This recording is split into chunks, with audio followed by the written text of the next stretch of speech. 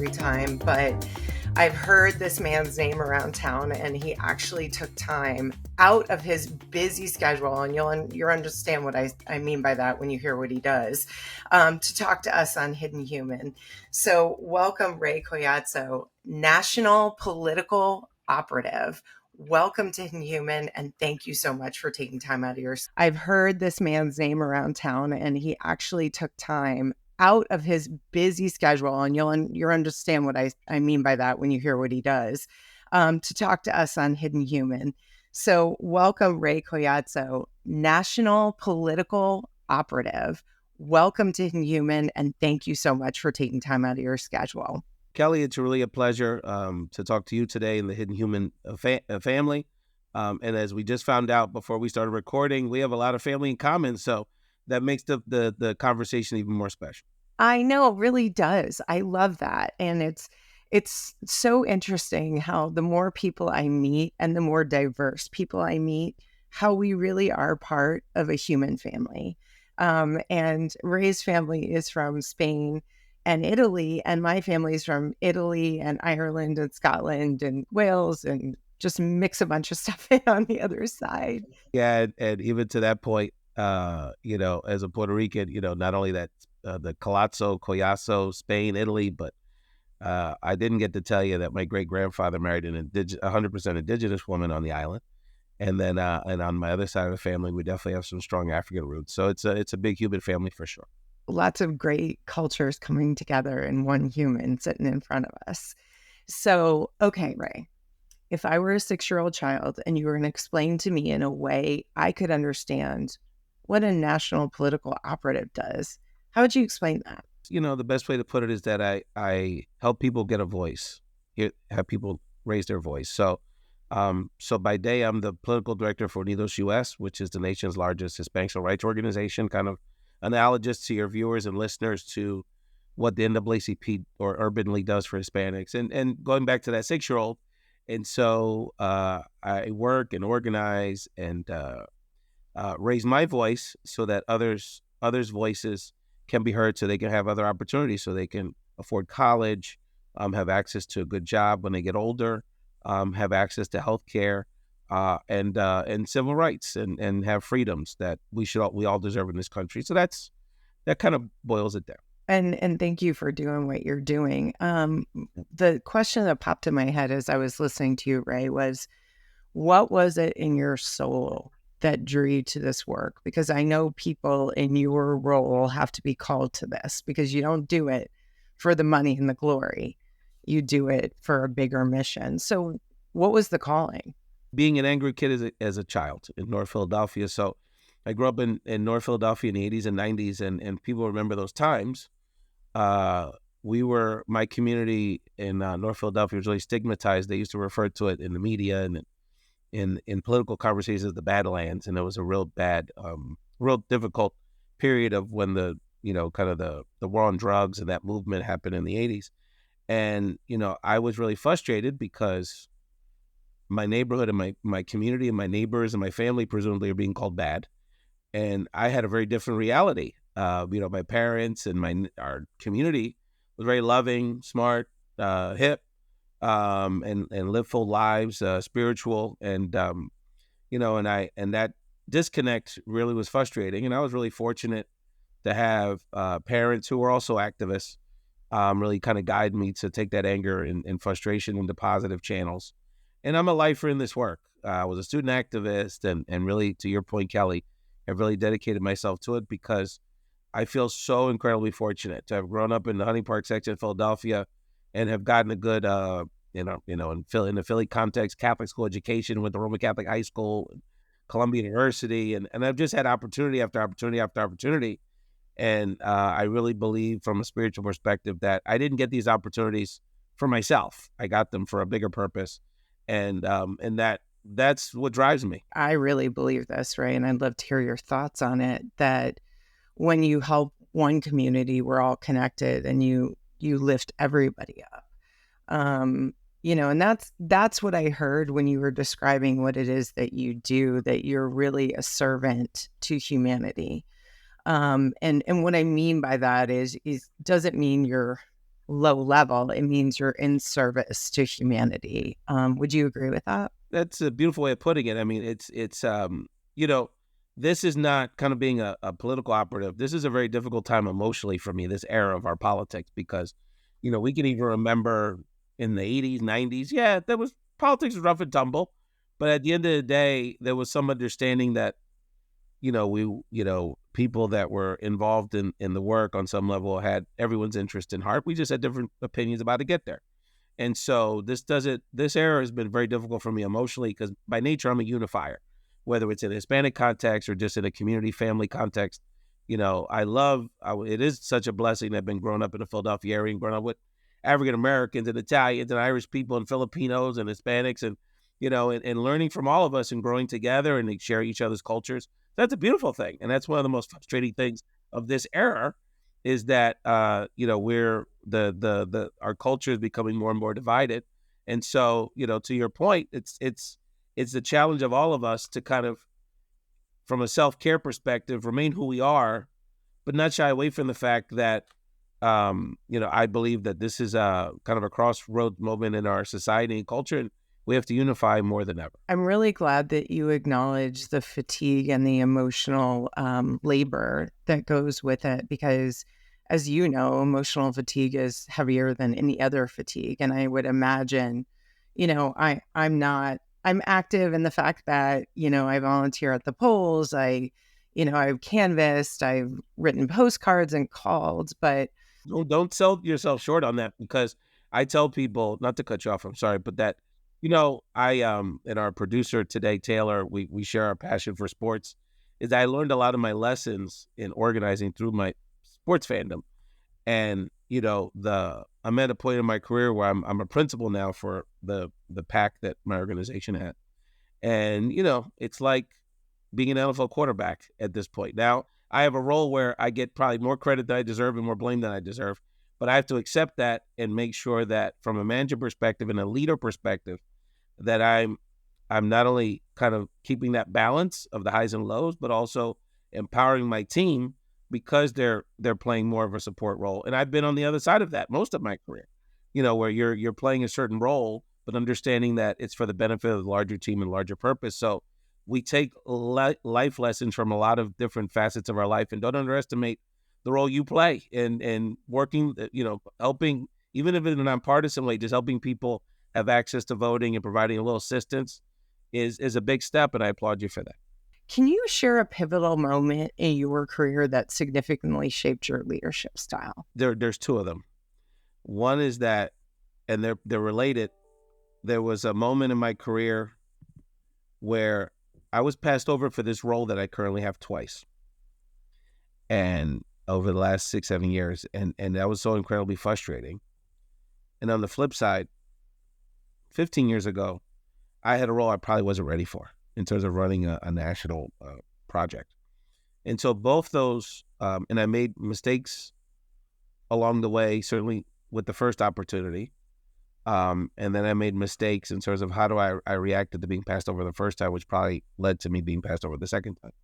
And so I learned a lot from those successes and failures in two different contexts. And I tell younger professionals that there's both sides to the coin, because we're so, and I love this generation because they're so entrepreneurial and aggressive and go-getters, and they, but there's a lot of instant gratification, and sometimes you're not ready for it. And there's even a spiritual element to that, where you have to understand that there's a reason why certain opportunities don't come at certain times. So those experiences really have shaped me quite a bit as a manager and as a leader.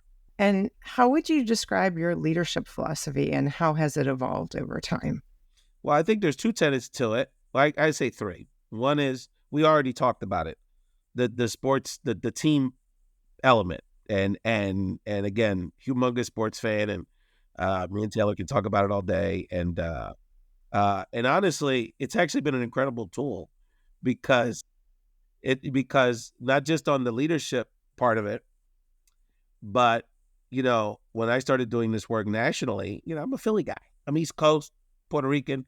Most of the Hispanics in the country are not Puerto Ricans and not from the East Coast. They're Mexican American or from other groups in the Southwest and all over the country. So my connection, even though I was Latino, there was certain cultural connections. But quite honestly, when I started organizing in Tucson, Arizona, Las Cruces, New Mexico, Pueblo, Colorado, Orlando, Florida, a lot of my connection with those communities was sports and college sports. And so having some baseline to start a conversation, which wasn't, to your point, hey, what do you do, was a big benefit, you know? And then the other part is the spiritual element. Born and raised Catholic. My mother was a very fervent Catholic, and really based, and you referenced it earlier, around servant leadership and serving with humility. And I've actually had to go through the other extreme where sometimes I've been kind of too humble and too nice. But that servant leadership, and that's part of, frankly, why I'm so frustrated by our current political environment, because, you know, it isn't about me, me, me. And how do I, even though I may have a title, or I'm the face, or I'm doing media interviews, and I have a national role, how am I modeling servant leadership behavior to my staff, and to my family, to my sons, and to our community? So I think those are definitely some tenets that helped me along the way, and will always be with me. I love the sports analogies, I have to tell you. So I'm the daughter of a former professional athlete. So I've been around professional athletes my whole life, and that's how coaching started, Oh, wonderful. and all of that. So I love that, because I can now talk to women and men about it. And then if they're not interested in sports, I pivot into arts. And if they're not interested in that, then we go to their family. Well, let me It's let me kind ask of you this, that. Kelly. I'm going to turn the tables on you. How, as a career woman, how is how have you seen this explosion in women's sports? I mean, WNBA is the most obvious example. It's really everything: tennis, the track. I mean, women's sports has just exploded over the last 5-10 years. And how have you seen that? And more women, career women, who have now gone play college sports and high level sports. How have you seen that impact women leadership in your careers? Yeah. So, as an executive coach, I have the privilege of walking alongside like lots of leaders, and it's specifically, women, as you said. I think women's sports have been poised to explode for a very long time. And I think, the gender wage gap, thank God to, the USA soccer team that pioneered that. But I think it's given, you were talking about modeling leadership. And I think that the women's sports, as they've been exploding, now we have a model of what is possible. We can see it, right? And there's leadership on the field and off the field. As teammates, I watch some of these great teams, and um, eh, like again, and we are from, I'm from New York, grew up in South Florida. I'm a Gen Xer. My husband's from New England. But I, cheer for the Eagles and the Dolphins because I'm from South Florida. But I find and that the teams that realize they're playing a game and have fun with it are better. Like, if you look at the Boston Red Sox and their last World Series. And again, let's strip off the title of the team, because I know Boston and Philly love to kind of have some friction, which is fun, right? It's good competition. But if you look at what they did, they were having fun, and they knew each other so well they could look at each other and know what the play was. That's what great cohesive teamwork is. So going back to your question about, women, I think we're like, the explosion happened and we're like, we were waiting for you all to catch up. We knew this. And I think, like, going back to what I said, I really think the model of leadership of all these great leaders within women's sports, it's giving not only, a 6-year-old child to an 88-year-old woman inspiration. So I applaud it, and I'm like, yep, we all knew. We were just waiting for the world to catch up. So that's a great question. What was interesting about the WNBA season with Caitlin Clark and Angel Reese, all this phenomenon. And I don't pretend to follow it super closely, but one of the reasons I think they're getting backlash, and obviously there's some ugliness to it that cross around gender and racial lines. But one of the things that I think is for the better, that they're disrupting the sport, our American sports culture, is that they're so comfortable in their own skin and they're all different personalities. They all have different backgrounds, but that WNBA community, they're themselves, and it's Americans. It's the American sports culture that's uncomfortable with the whole thing, and they're really teaching us a great lesson because they're not acting like stereotypical jocks, you know. So it's been really interesting. And I'm so glad you brought up Angel Reese because, first of all, I love her. I think she's just A lot of amazing. fun to And watch, and let's, she's great at marketing too. The social yeah, media, and let's she's be real, great like the talent, backlash. great brand. Yeah, she does have a great brand, but let's be honest, like the backlash she's gotten is pure racism and sexism. It just is. But I will tell you, there was a press conference that I watched. I think it was in the last couple of months, but at least in last year. And Angel Reese was sitting in the middle of her two teammates. One was a white woman and one was a black woman. And it was right after that horrible Los Angeles Times writer wrote that thing that I'm not going to even give airtime to because it's BS. But these two women just jumped in defense of their teammate, and it was pure love. And Angel Reese sitting there weeping, and they were all like, "You don't know who she is. You don't." And I think that's a problem with our society today. This obsession with celebrity culture and these parasocial relationships where you think you know somebody, but you don't. You only see one sliver of them. So yeah, I'll get off my soapbox now, right? But can I ask you, what was the most challenging leadership situation you've ever experienced? And how did you navigate it? Well, in 2004, I ran for office locally in Philadelphia for what we call state representative. So I was seated in the state house in Pennsylvania. The long and short of it is that it was a very, very crushing loss. I ran against a 30-year incumbent. Didn't even really go to work anymore. Didn't live in the district, and it was a very close election. I lost by a little over 100 votes, and so I really felt like I disappointed myself, but also my parents, because my dad, 30 years before, had run against the same guy, and he couldn't beat him, and that, So yeah, so I was, yeah, we were 0 for 2, so I just felt really sad about it and felt like I let people down, and then I realized that, so I went through a real hard year. And then, the long and short of it is that life took me away from local day-to-day politics to a national level. And now I do it on a national level, and I'm still able to contribute locally. And Pennsylvania is one of my priority communities locally here in the Philadelphia area. So I'm able to contribute in a bigger way, if that makes sense. And so but it took me a long time to realize, how would you say, what God's purpose was for me, or what my purpose was. So, you think, and on the flip side, I've had opportunities in my career to get national roles and do this on a national level. We were just at DNC and had, like, I get around a little bit, and White House, all that stuff.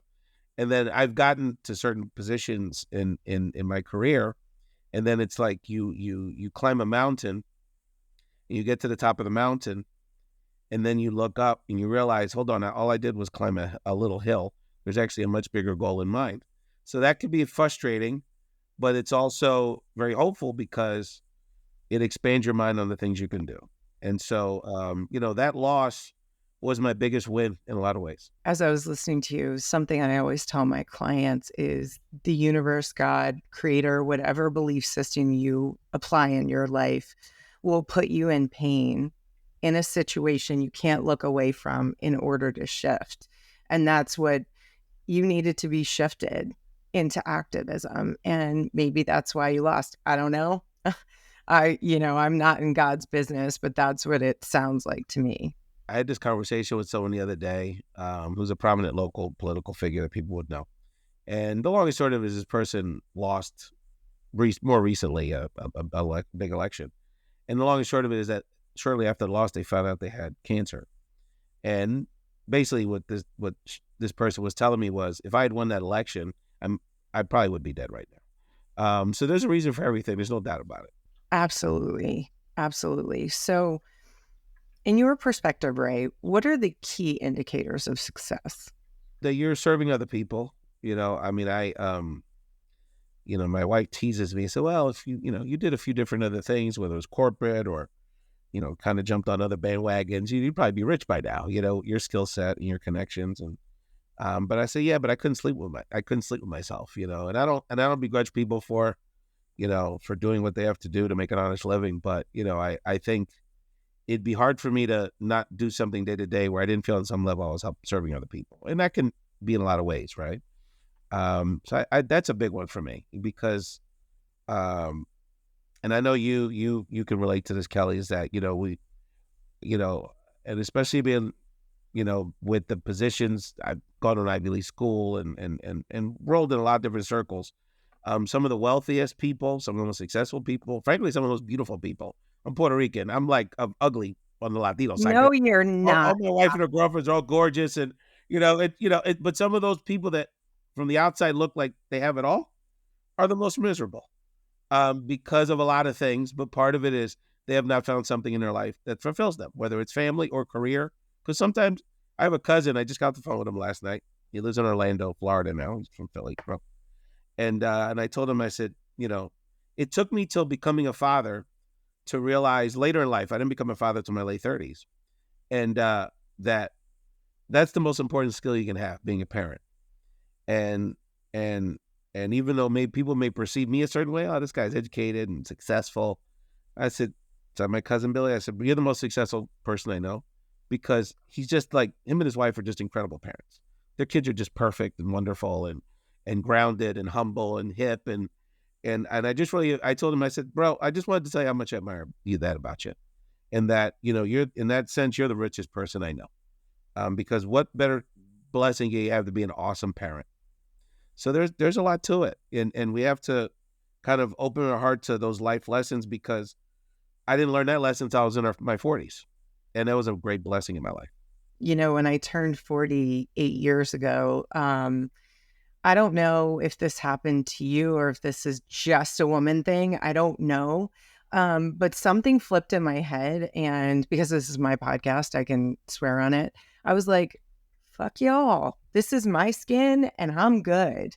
So I don't know if that happened to you, but for me, 40 was such a milestone and such a mind shift. You ask these questions about these pivotal moments, and for me, it's always like more incremental, because my fatherhood journey has been something, frankly, my husband journey. And, as you get older and, you can, frankly, you can, in any relationship, you can get comfortable and complacent. And me and my wife were just having that conversation about, we have to invest more time because you get busy in careers and your kids. And so, for me, it's been more incremental, these kind of lessons. And I'll be honest with you, I think I still struggle with it in terms of wanting people to, I'm kind of a pleaser by nature. And I think that struggle has been always tied to my identity, because it was, look, I mean, I grew up in Philadelphia, and on some level, I'm as Philly as anything, but I'm really proud of being Puerto Rican. And there's a lot, we don't have to get time into all of that history and psychology of it. But, I feel a real special responsibility as a Puerto Rican that's had these opportunities to be educated and have a certain level of influence, to support not only our community here, but on the island. And so that kind of duality and being not feeling, but my Spanish ain't the best. So I've got, not as Latino as some, not as Americanized as others, and not totally feeling a lot of times 100% anywhere. And so, that's that. I still struggle with that, to be honest with you. But I had to make peace with it, that I can't pretend I have a background that I don't. I didn't grow up in Latin America, but I'm not going to pretend that, I don't listen to salsa music all the time either. So you have to. That is the beauty of getting wiser. I don't want to say older, more mature, is that you kind of get, the more you get comfortable in your own skin, it's such a burden. And I feel, going back to my point earlier, one of the saddest things to see at this stage of your life is people in our age group that still struggle with that and don't realize how wonderful they are. And to the extent I can on a personal level, I try to support people with it.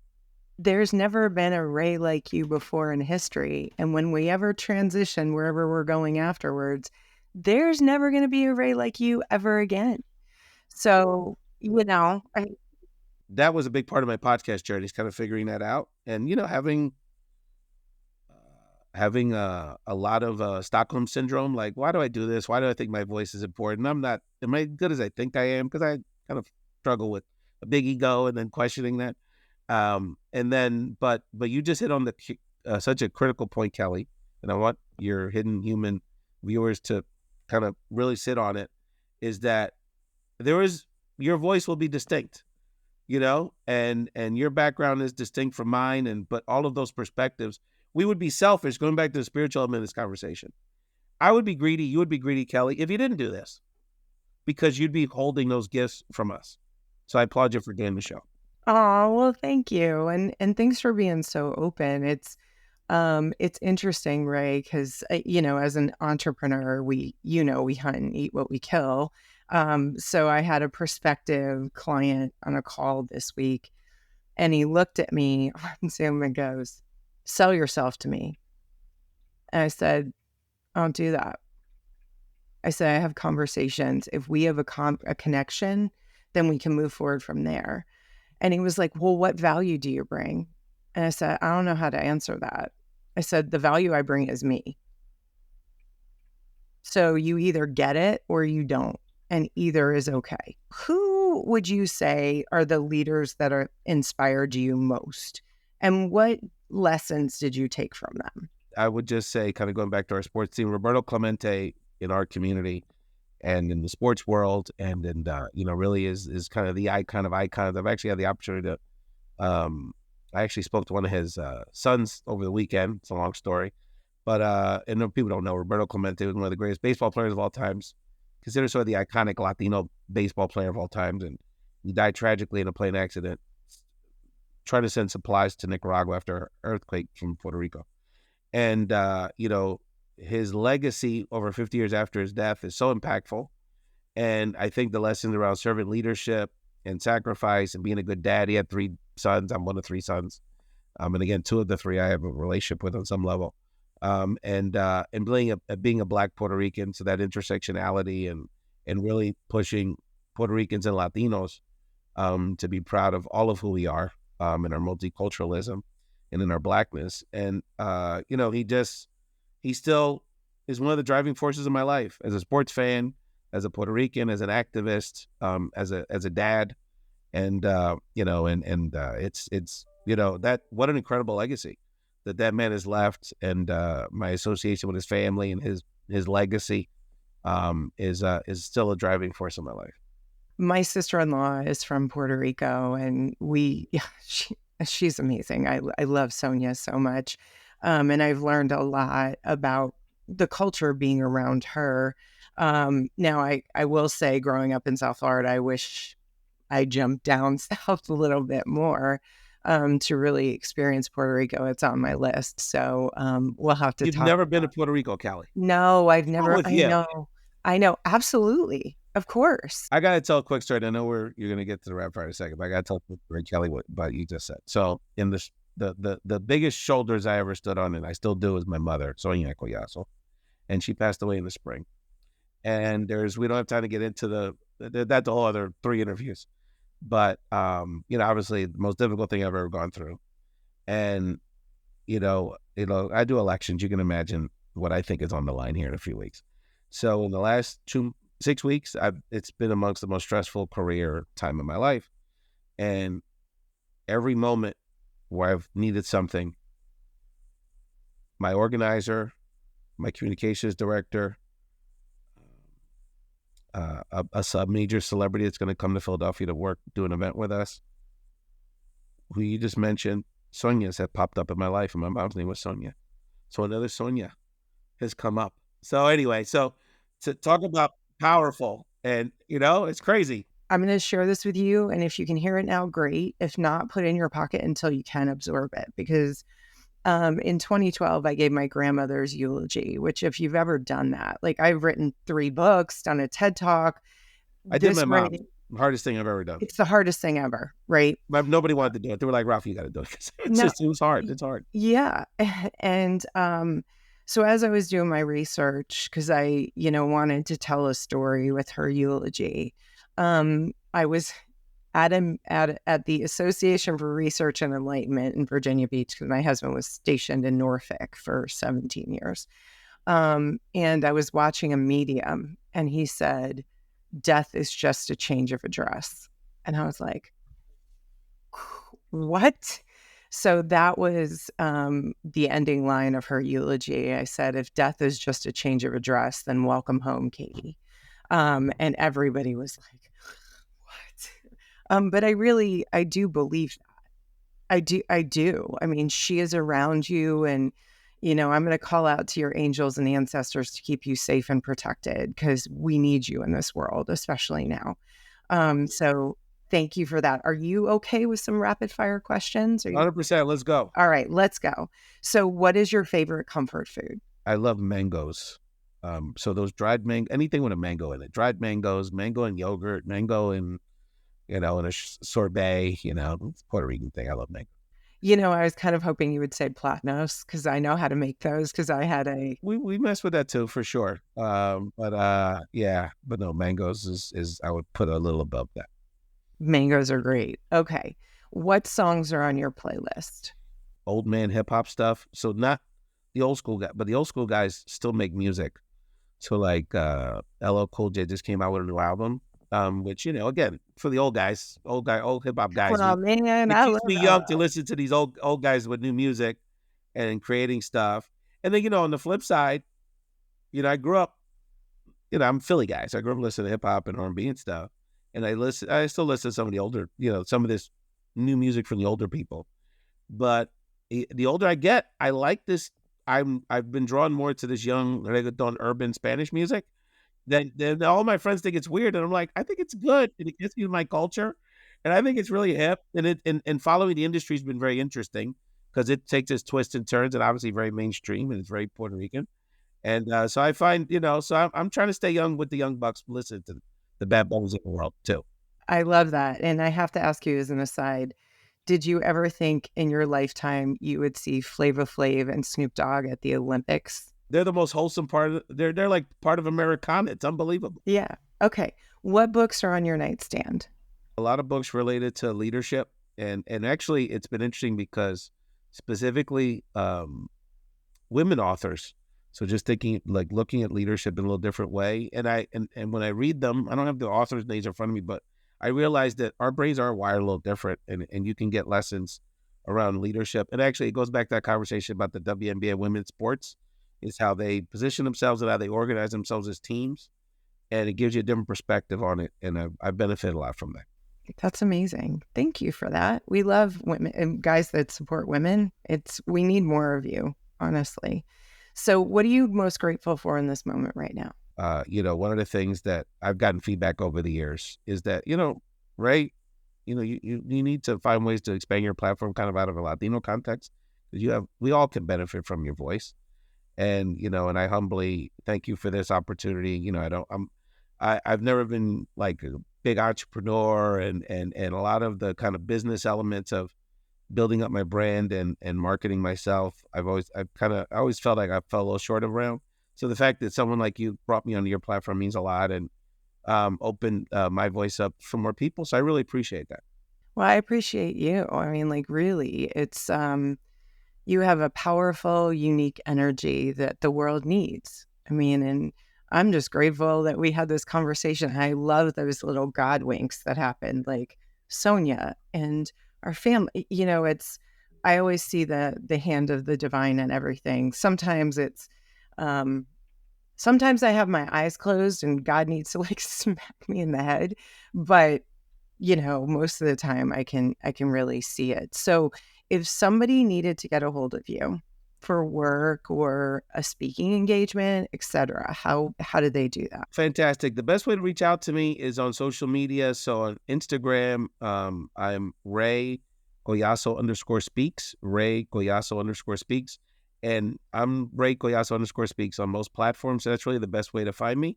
And I'm not hard to find on social media. Just Google me and you'll find me, and I'd love to connect with you and your Hidden Human community. And thank you to our audience for listening. It's our intention here on Hidden Human to inspire you to go out and have authentic conversations to deepen the connections in your life. Thank you so much, and make it a great day.